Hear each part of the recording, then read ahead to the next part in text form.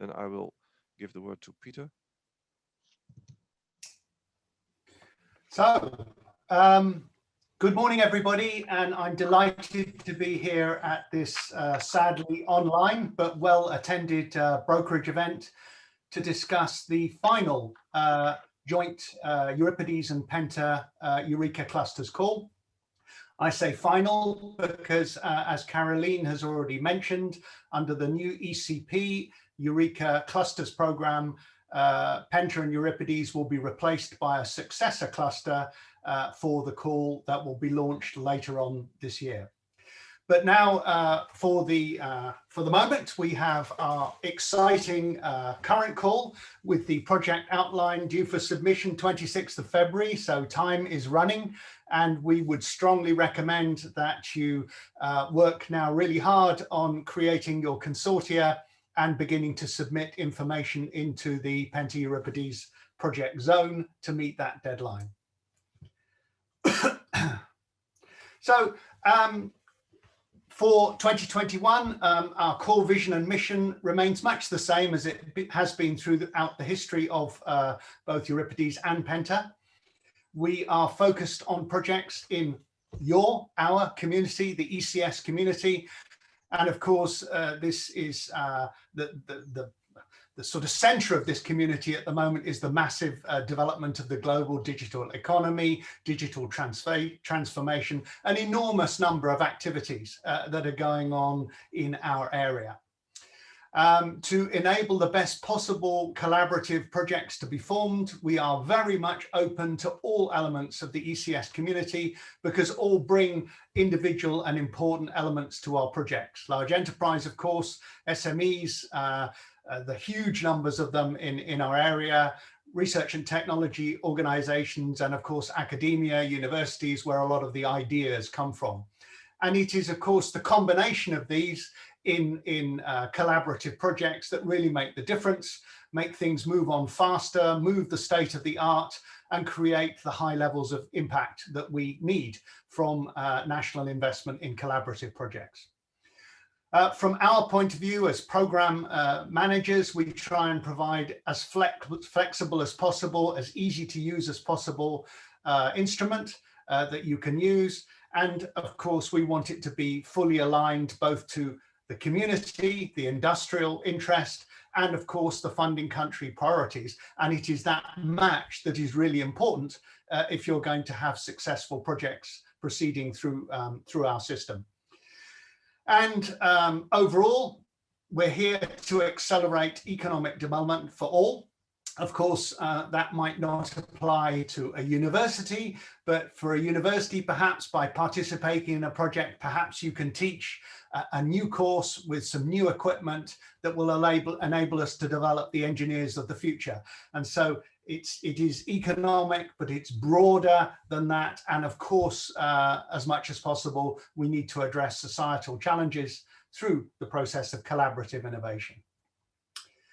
So, as I've said, we're designed for all elements of our community. We're enabling the digital economy. These are international collaborative programs, being a Eureka activity. And so every project must have at least 2 partners from 2 Eureka countries.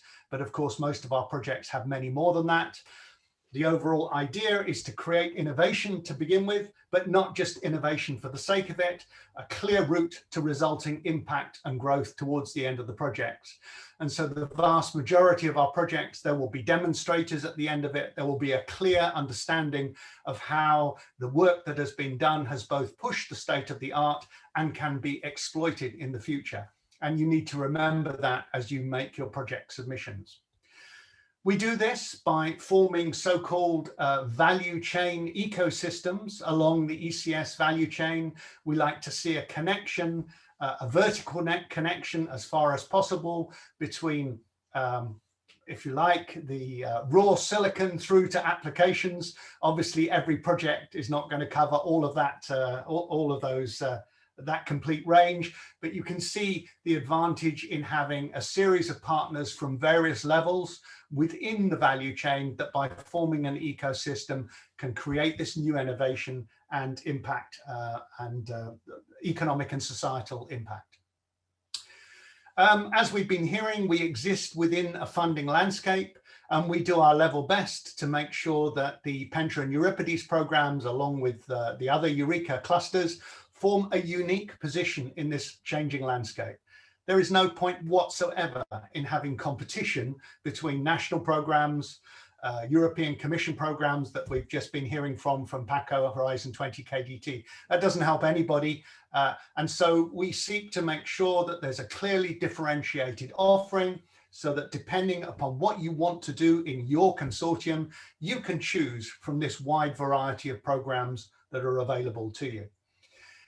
Eureka programs are essentially transnational programs, but they're funded nationally.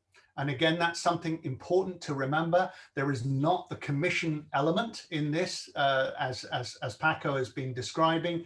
This is a program that conforms to national interests and, of course, industrial interests. And again, you need to bear that in mind when you're making your submission, in that you need to meet national criteria. I'm sure that the vast majority of you are familiar with the so-called cluster concept. EURIPIDES and Penta are two such Eureka clusters. Clusters are public-private partnerships whereby industry and public authorities get together in areas of common interest.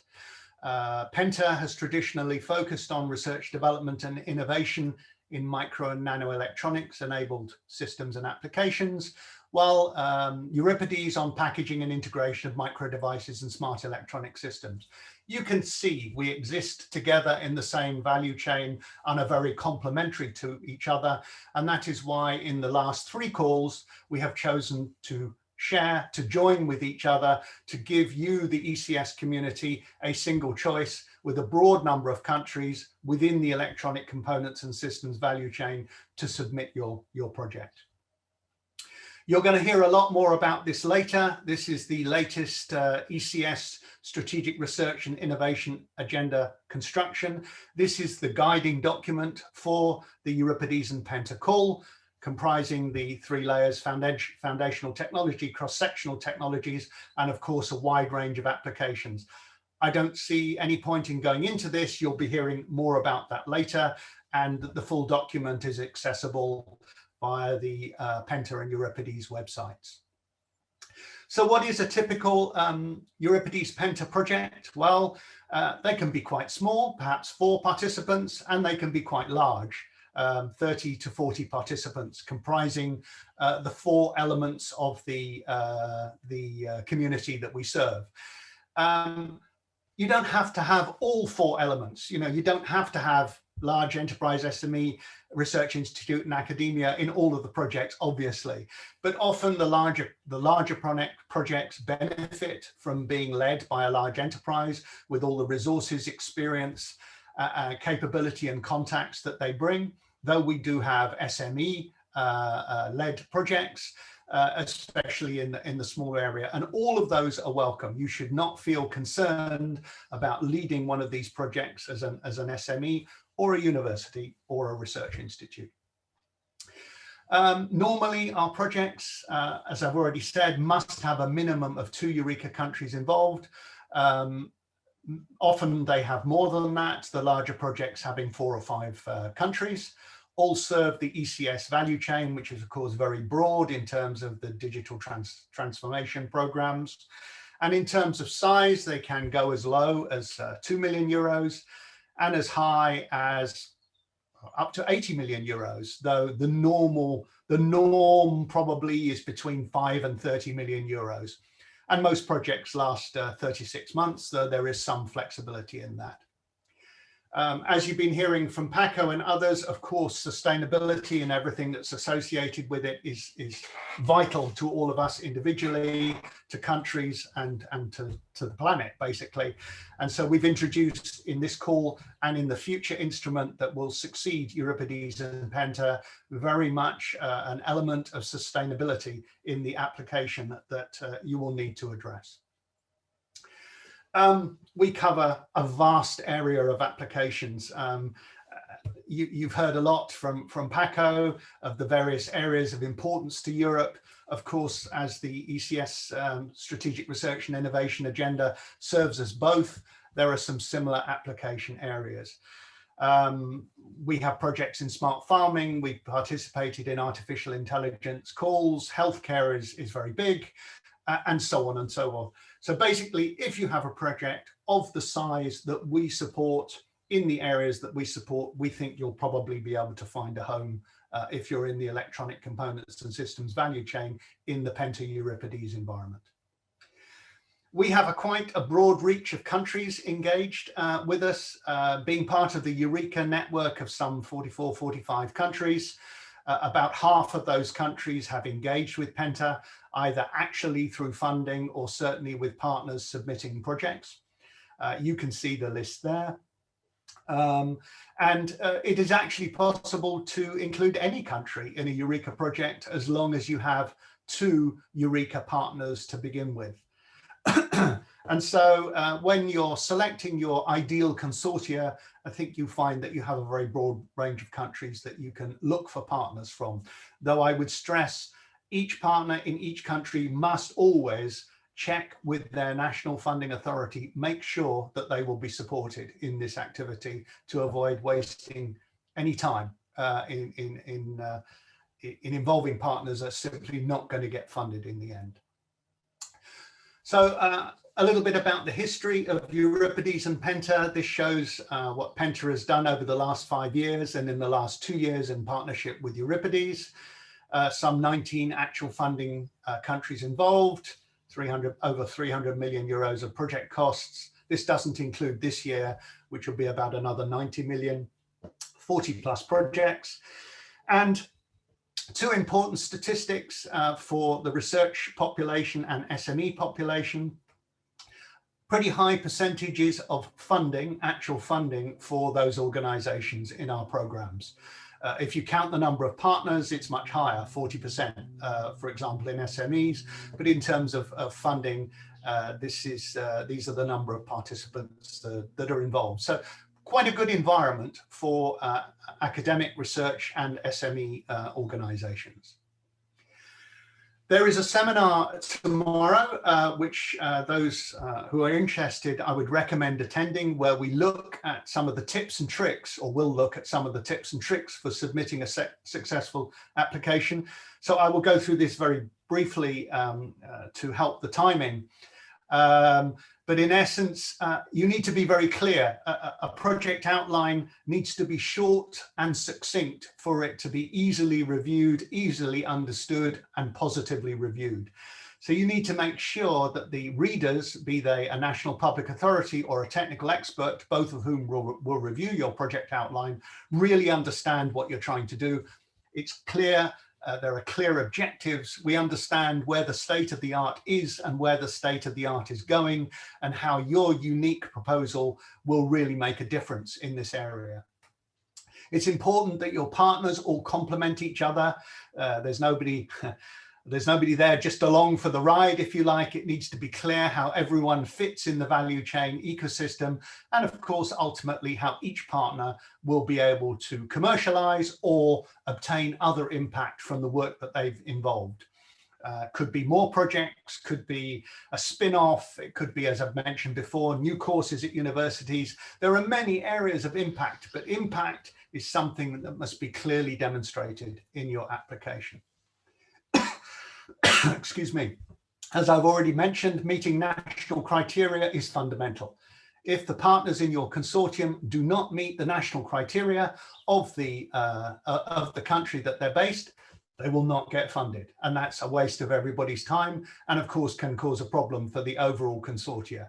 So make sure that at the earliest possible stage, you talk to your national funding body and you are clear about what they want to see if you participate in the program. And of course, that they will see a return on their investment, that there will be impact in the country that you are located. I've mentioned the importance of green issues. Paco's already mentioned the Green Deal. And equally in the Eureka environment, we really want to push this forward as much as possible. And so there is a section in the application form that mentions sustainability and asks you to address how your project will contribute towards that. And finally, we're looking, of course, for ambitious projects. We're not looking for engineering projects. We're looking for projects that will move the world on, will enable digital transformation, will increase the competitiveness of the partners involved. And so we want you to be ambitious, risky, of course, but achievable. And so the experts will be looking for that to make sure that that they really see something that has potential, but also has a good chance of achieving most of its goals. In the last few minutes, Caroline already mentioned earlier that there will be additional so-called ECP, Eureka Cluster Program, joint thematic calls between all of the clusters or the involved clusters in 2021. This follows on from a very successful trial last year with an artificial intelligence, AI call. And this will become a permanent element, actually, of the ECP program, where there will be the bottom-up so-called initiatives, the one that I've just referred to for Penta EURIPIDES, where you simply submit projects under a call.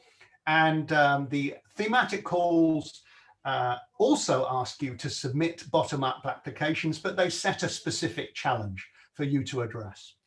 And so in 2021, there will be two challenges, one being technology-driven green transition, as it's called, with a call launch probably early in March. It'll be a single stage call with the project submission due in June. The countries who will involve themselves with this and how much budget will be available is currently under discussion, but you can see we've started to develop the website that will support this, similar to the AI call last year. And you can see, I'm sorry, it's not very good quality. I had to copy it from another document, but you can see some of the possible application areas that may be applicable under this call. It's pretty broad, and so you will have, I think, many opportunities to submit projects. But again, of course, you'll need to align with the countries involved, find out which countries are engaged with it. That will be clear when the call is launched, and make sure you meet their criteria to be considered under this call. There will also be a second AI call. The last call in 2020, we had over 40 proposals submitted, of which 16 were labeled, and the first projects are now starting. This call will be launched next month. Again, a single stage call, submission date again in June. And again, sorry about saying again, the country engagements and budgets are under discussion. And for those who are familiar with the call last year, you can see on the right some of the areas for which projects were submitted. Again, it's a fairly open call. It's not being specific. It's giving you, the community, the opportunity to work across everybody who may be engaged in these activities to submit successful projects. The reason we, the clusters, do this together is we're very proud of working with our so-called individual communities, be it software innovation, communications, ECS, low carbon energy, smart industry, the various clusters that exist. But of course, in many areas, these communities benefit from not working amongst themselves, but working with each other.